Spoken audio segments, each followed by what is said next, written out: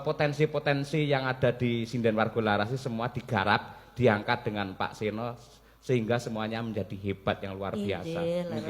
Niki jane sinden kula ajeng kula garap, ning wedi lek meteng kula niku dadi. Ambak garap kula mau ra iso. Malah tawa. Nek betah aman kalih kula ra iso meteng. Wah. Iso kaya ngono to. Bu Pras, upamane suatu saat jenengan dadi bintang tamu tumut kula no. Kurun mawon. Anggarane piro? Kula waton wareg. Pun niku mawon.